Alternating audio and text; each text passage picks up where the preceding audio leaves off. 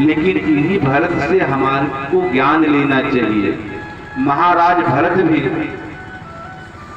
अपने कुल का नाम रोशन करते हुए जब संन्यास लिया तो कहाँ गए पता है?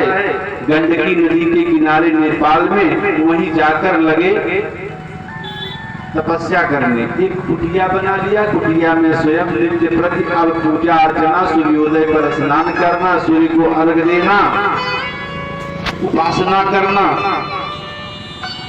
सायंकाल संध्या में आनंद के साथ बैठते थे भगवत प्राप्ति के लिए। लेकिन तो यह हुआ, आसक्ति बहुत दुख देती है। एक दिन गंडकी नदी में स्नान कर रहे थे तो उन्होंने देखा कि एक मृग, जो मृगड़ी जल पी रही थी, और जब शेर ने गर्जना किया तो उसका गर्भपात हो जाता है और वह छलांग लगाकर चली जाती है। लेकिन बच्चा जो था वह जल में गिर पड़ा। गंडकी नदी में जाकर उठा लिया, उसे लाया, उस बच्चे को साफ सुथरा करके अपने पास कि अब मेरे अलावा यहाँ है कौन इसका।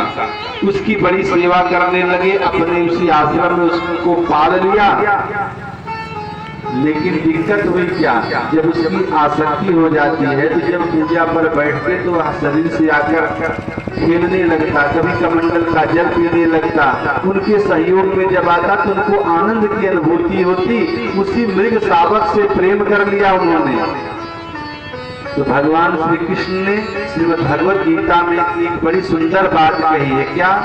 यम यम वापि अस्मरन् भावम् यजन्ते कलेवरम् तं तमेवैति कौन्तेय सदा सद्भाव भावितः। जो व्यक्ति मरते समय जैसी चिंता करता है, जैसी आसक्ति करता है, उसको वैसा ही स्वरूप प्राप्त हो जाता है।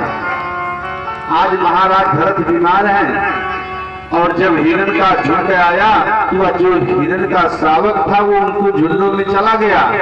अब बीमारी की अवस्था में भरत महाराज सदैव उसका ध्यान कर रहे, कहाँ है, कुछ खाया कि नहीं, पिया कि नहीं, इस प्रकार से उसका स्मरण कर रहे थे। और उनकी मृत्यु हो जाती है तो मरने के बाद जामति सागति, जैसी आप चिंता भाव करेंगे आपको वही शरीर प्राप्त हो जाएगा। तो महाराज भरत मरने के बाद क्या हो गए? मृग के स्वरूप में। इसीलिए सदैव चिंतन करना चाहिए कि हमें अंत समय में अच्छा ज्ञान